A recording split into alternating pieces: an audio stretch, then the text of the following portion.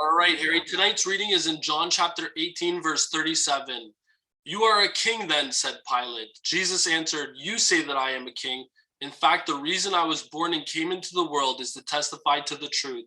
Everyone on the side of truth listens to me. Yeah. So Pilate asked Jesus if he was a king. And of course, Jesus is on trial before Pilate. Jesus says, that could be, but the real reason I was born and came into the earth is to testify to the truth. Pilate said, what is truth? Did Pilate see truth that day? Yeah, he saw Jesus as innocent, clearly, and the Jewish leaders as corrupt. So he let Jesus go, right? No, he could not, for political pressure was too great. Pilate failed the test. He knew truth and did the opposite. But what about us?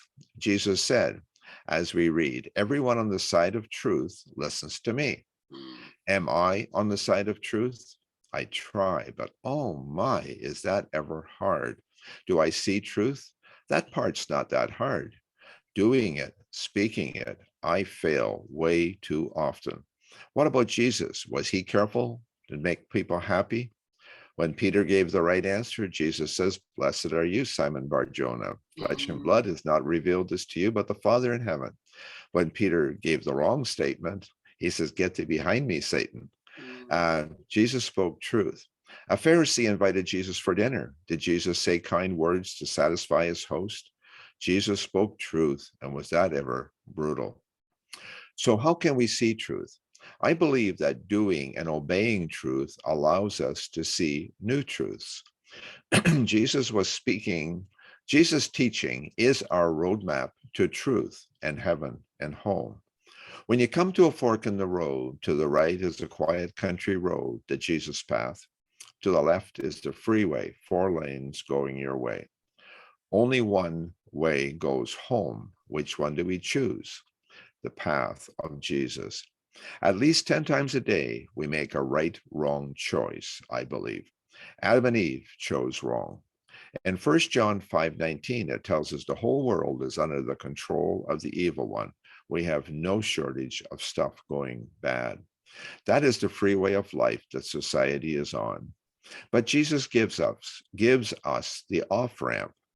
Jesus' road is actually more of an adventure. It's slow and steady, but it's heading home.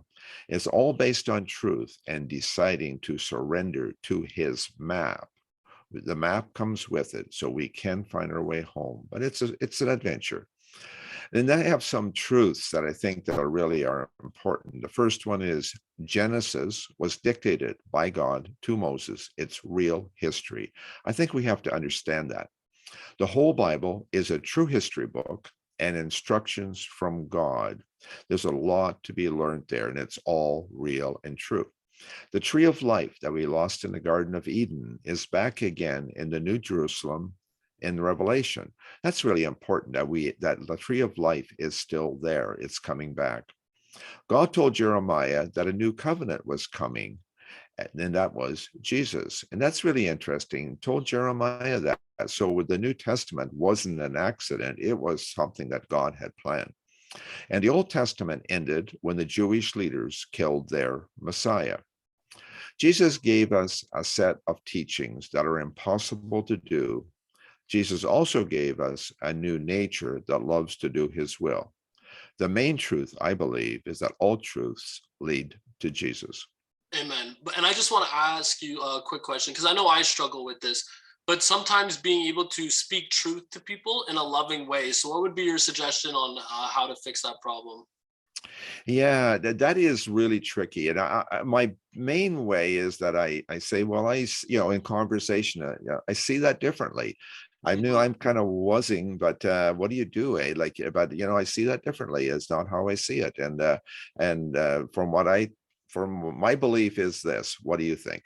And that's the aspect of it, right? Is if we can get to the point where if someone's genuinely looking for truth, like you said, it'll lead them to Jesus.